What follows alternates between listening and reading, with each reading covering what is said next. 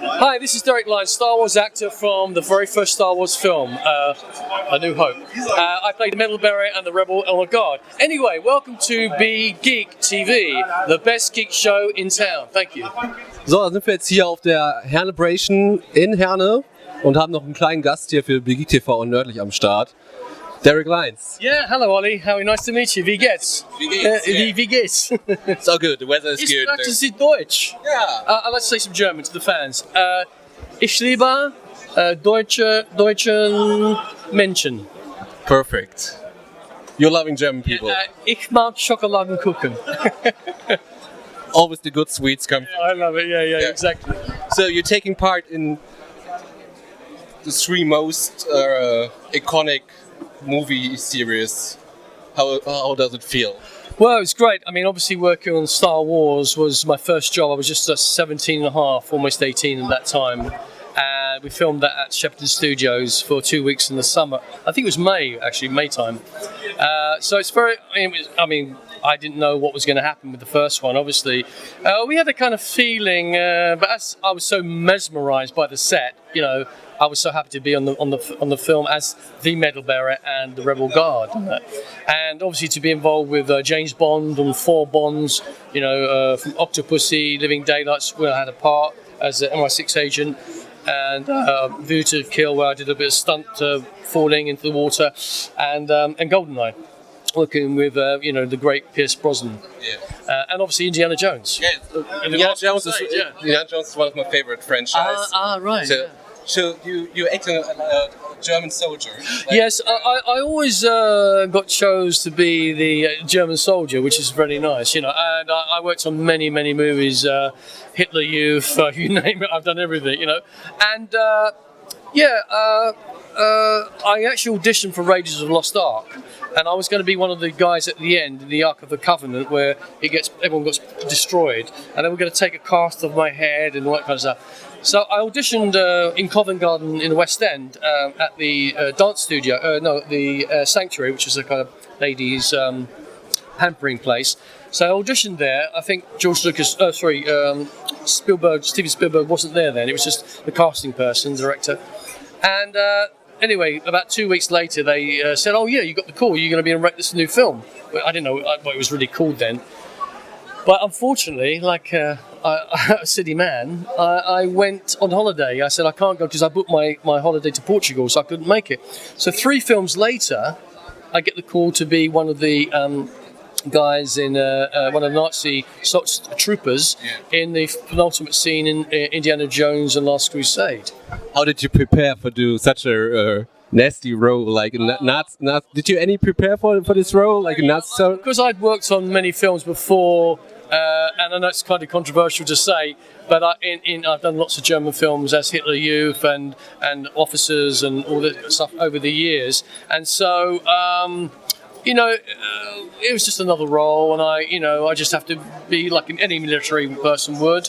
But I'm the guy who shoves the rifle into shot first at Harrison Ford. My colleague does it the opposite way, and then an old friend who's still around called John Locke, he's got the Luger and he goes like this, and then he shakes his head, and then obviously we rouse them into the centre of the set, of which you have Sean Connery and John Rhys Davies, the rest of them, and then obviously he gets shot, and then I'm behind him with my rifle. And obviously there is a new Indiana Jones movie coming out. Yeah, number 5. If you got the chance to pitch the movie for Indiana Jones 5, where did it take place? And do you have a backstory behind for this one? I don't know. I mean, I don't know where it can take, because obviously Harrison's a lot older, but he looks still good. I mean, he's just I think he could play it for 2 more films, actually. I mean, I hated the last one, to be honest with you. Yeah, I mean, it's a shame. I didn't even like the Temple of Doom very much. I mean, the first one, and I think Last Crusade was the best of the franchise. I don't know where they're going to take it, but I think it'll be later. I mean, he's obviously going to be. The last one was in the 50s. I think it must be like 20 years later. because obviously the Nazis at the time, they took all the wealth from different places, and apparently in Poland, in one of the mountains, is actually lots of gold, Nazi gold, and trinkets, in that area. And what they could do, see, the Polish government won't allow anyone to go in there because they think that the Nazis put bombs, explosives, what's called like a trap. Yeah. So basically, the people went into the whole thing would blow up. But apparently, there's millions of gold and maybe paintings like they did in Nuremberg, I think it was. Where it was underneath on the underground. One of the bunkers was full of stuff. So maybe that'd be good, and then maybe you could go and see if you can get into that. Find maybe a secret document where you can find like a tunnel, hidden tunnel, and then he gets that, and then there's all these Russians, and everyone's trying to get hold of the money. You never know, or the mafia. Who knows? But no more aliens, please. Yeah, no more aliens. No, I think that. I can understand the crystal. I mean, it's not a true story. But no, but there is. Missed. There is. I mean, Eric von Daniken, the Dutch writer, he wrote it. He's actually German. Oh, is he German? Sorry. Is he really? Oh, sorry. Eric von Daniken, German. I always thought he was Dutch. It's strange. But I read all those books, and obviously the crystal skull, they weren't sure how it was made because they didn't have the technology to make it such a fine way. And I mean, I actually do believe that the aliens exist anyway. I think that there is something in there. I mean, when I was a kid, I've seen things over the years with friends. I think, God, in Portugal actually in 1977, I think it may have been. I was in Lisbon with a friend of mine. We had a few beers. We weren't drunk, and then we left the apartment, and then we were walking to the station, and suddenly I felt this feeling in my stomach, and we looked up, and there were 3 triangular shapes hovering above the trees. And then we went to this disco club, and for years I forgot about it. And then I remember, and I told Paul once with my ex-wife, we were having dinner. He said, "I don't want to talk about it." So maybe we're abducted. You never know. So I think there are a lot of things which we don't understand. The truth is out there, like the truth, the X-Files, the X-Files, yeah. But do you like the X-Files? You know the new X-Files? Long time not watched, so yeah, the new series. It's not too bad, I was looking at because they're repeating the old series and. It's some of it. There's only a few which really stand out. Others they're very dated now. Some of them. So how does it come as a UK actor that you don't play in any Doctor Who episode? Yeah, that's strange. Well, I normally everybody who's acting in the UK plays in any. I should be the new Doctor Who. No, I think that. I did know some of the producers, and there's a guy called Peter Bennett. He's a producer. He does Torchwood as well, and I do know him, but I didn't contact him. There's another girl who's a producer on it, and I did. Susie Liggett, her name is, and I contacted her a while ago, a few years ago, when David Tennant was Doctor Who. And it's like so many people want to be in Doctor. It's like, for example, Force Awakens. Yeah. Spoiler here. Where you got Daniel Craig in a stormtrooper's costume. That's also the reason why they were shooting James Bond in the same studio or something like that. Right, okay. And so everyone is a fan or fanboy. I'm a fan of things as well. And obviously, Daniel. So many people queuing up to be on Star Wars. That's why I haven't really pushed it with the new films. I mean, my back character, Vorin Al, the medal bearer, friends with Big Darklighter.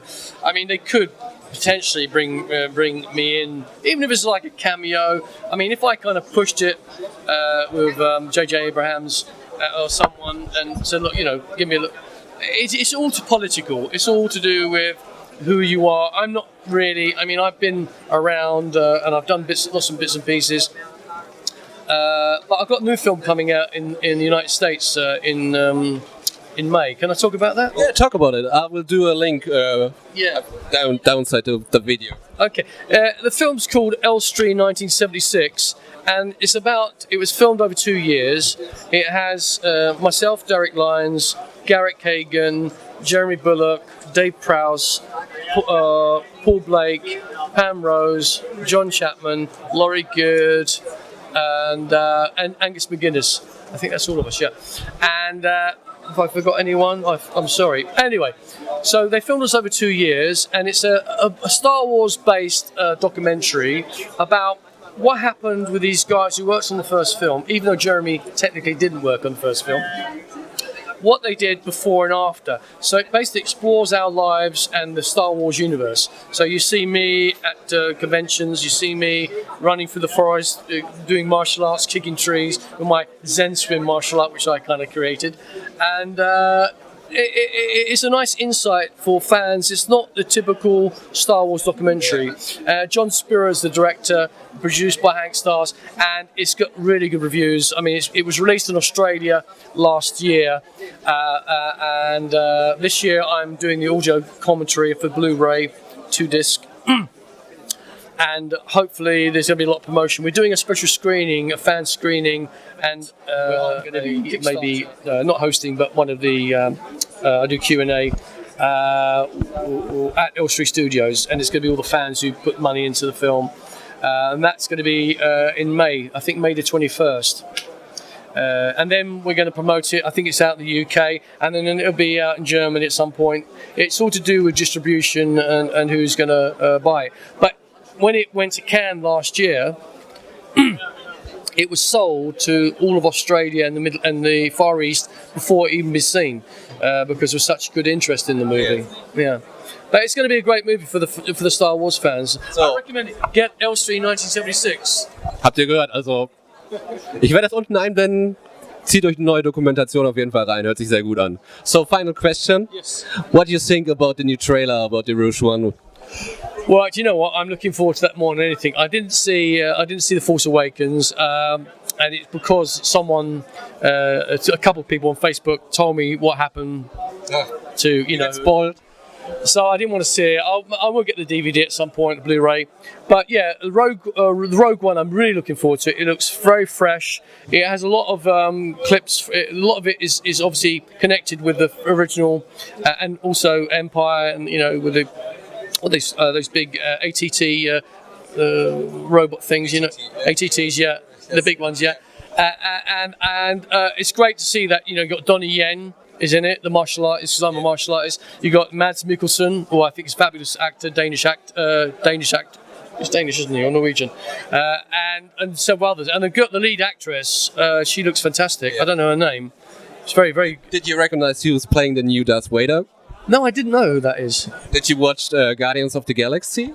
No, I haven't. No, I haven't seen it. No, I haven't seen that. It's a guy, I don't know his name. He's from the UK as well. Oh. And he's playing like a small character in Guardians of the Galaxy, and in Harry Potter, he's doing all this monster big stuff. He's around 2 meters. It's not my friend. What's his name? Yeah, Spencer's a friend of mine. Yeah. I didn't know Spencer was in that. Yeah. I knew it was Spencer. Yeah, Spencer Wilding. He's actually in the new Rogue One. Yeah. He didn't tell me that. Maybe he has no room. Quietly. Yeah. But I think it's still a rumor, but it's not a big rumor. I'm going to call him. Yeah. I've got his number here on my phone. He was in this area last year on a convention. Yeah, he's a really good guy. Yeah. We do martial arts together. We play, he's one of the nicest guys ever. He played the wolf in that wolf film with Anthony Hopkins. Yeah. He played Harry Potter. Yeah. And the Marvel one. Right? That's why I knew it. I knew it was him, but I just couldn't remember his name at the time. It's Spencer. I'm so happy. Oh, I hope it is. But it's still voiced by who voiced the original one? James Earl Jones. Yeah. Oh, he's voicing it, is he? Ah, that'd be great. Oh, that's fabulous. Yeah, we've got Vader over there. Look. Yeah. But no, that's great. Well, better than Dave Prowse, because you don't have Dave Prowse. I saw him last year on London Film and Comic Con, and he's a great guy. Yeah. I'm Darth Vader. So thank you for that. Nice to meet you. Thank you very much. Yeah. Dankeschön.